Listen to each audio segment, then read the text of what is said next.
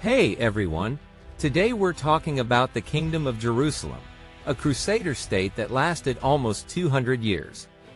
Back in 1099, after the First Crusade, European knights took control of Jerusalem and decided to settle there. But keeping their new kingdom wasn't easy. They were constantly attacked, faced political struggles, and even after losing Jerusalem in 1187, they tried to hold on by moving their capital to Acre.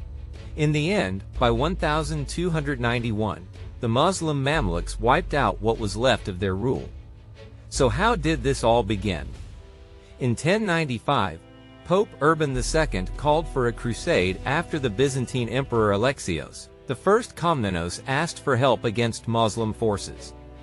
The Seljuk Turks controlled the region, and Christian Europe saw this as an opportunity to take back Jerusalem. The First Crusade was shockingly successful. They conquered Nicaea, then Antioch, and on July 15, 1099, they took over Jerusalem. While many Crusaders returned home after the victory, some nobles stayed behind, hoping to build a new life in the Holy Land. This was only the start of a long and difficult fight to keep control of their new kingdom. The Crusaders weren't exactly united. They didn't trust the Byzantine Empire, believing Alexios hadn't done enough to help them. To organize their territory, they split the land into 4 Crusader states: the Kingdom of Jerusalem, the County of Edessa, the County of Tripoli, and the Principality of Antioch. The Kingdom of Jerusalem was the strongest, ruling over important cities like Acre, Tyre, and Nablus, along with the island of Cyprus, which became a key base for Christian ships. In theory, the King of Jerusalem could ask the other Crusader states for help in battle, but they weren't always willing to support him. The kingdom depended on military groups like the Knights Templar and the Knights Hospitaller. These warrior monks were some of the best fighters in the region, protecting castles and mountain passes. The downside? They followed their own rules and didn't always listen to the king, leading to disagreements and confusion. This lack of teamwork would eventually weaken the Crusaders' ability to defend their land.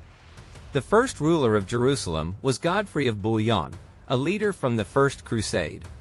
He commanded a small force of about 300 knights and 2,000 foot soldiers. The Norman Arnulf of Chocques was named Bishop of Jerusalem, but ruling wasn't easy. Godfrey and future kings had to deal with rebellious nobles who had grabbed land during the Crusade and weren't always willing to follow orders. In theory, these nobles were supposed to provide knights for the king's army, but they could refuse if they felt their own power was being threatened. For nearly 2 centuries, the kingdom was full of power struggles, noble families fighting for control, and endless disputes over who should be king.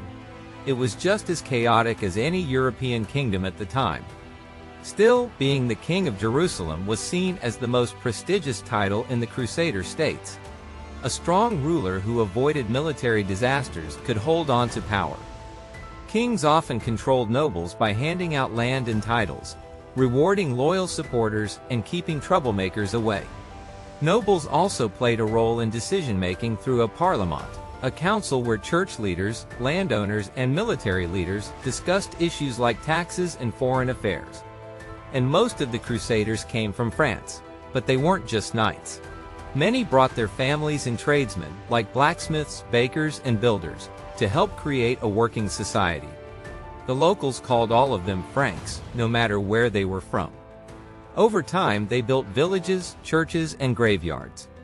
The capital, Jerusalem, grew from about 20,000 people when the kingdom started to around 30,000 by the late 1100s. One of the biggest building projects in the city was the Church of the Holy Sepulchre, finished in 1149. It replaced an older church on the site where many believed Jesus was crucified and buried. At first, Crusaders and locals fought a lot. But over time, the settlers realized they couldn't keep control without making some compromises. Non-Christians had fewer rights. Muslims and Jews weren't even allowed to live in Jerusalem, but there weren't large-scale attacks on Jewish communities like in Europe.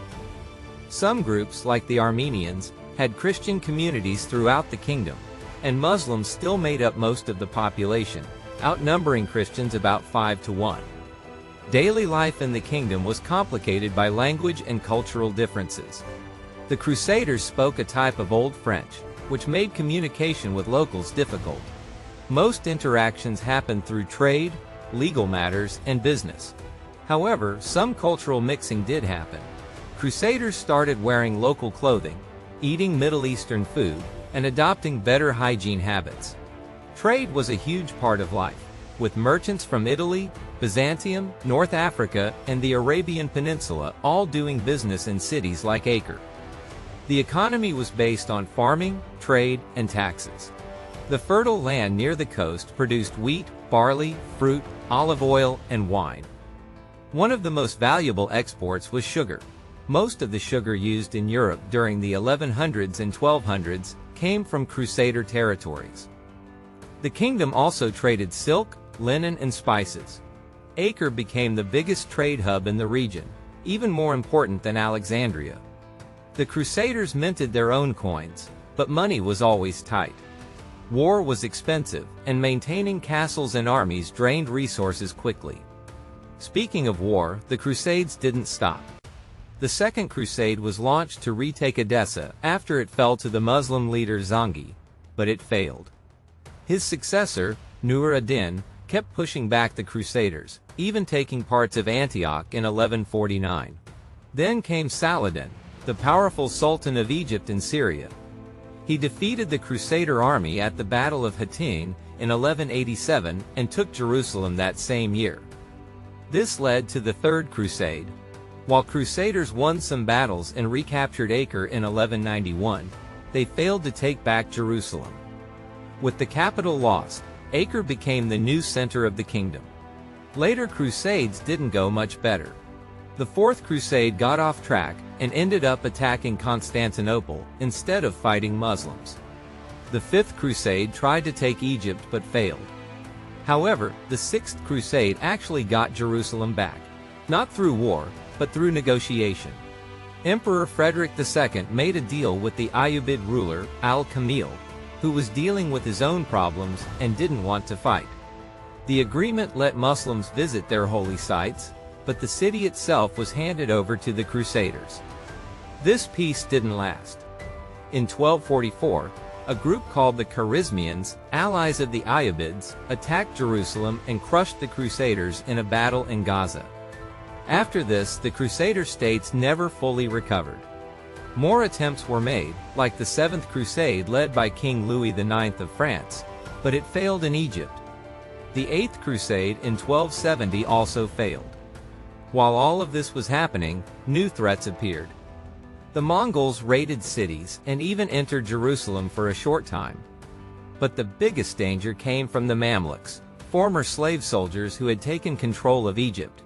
Their leader, Baibars, was a brilliant military strategist. He defeated the Mongols and then focused on destroying the Crusader states. One by one, the Crusaders lost key strongholds. Antioch fell in 1268. Then, in 1291, the final blow came. Acre, the last major Crusader city, was conquered. The Kingdom of Jerusalem was officially over. The remaining Crusaders fled to the island of Cyprus, marking the end of their rule in the Holy Land.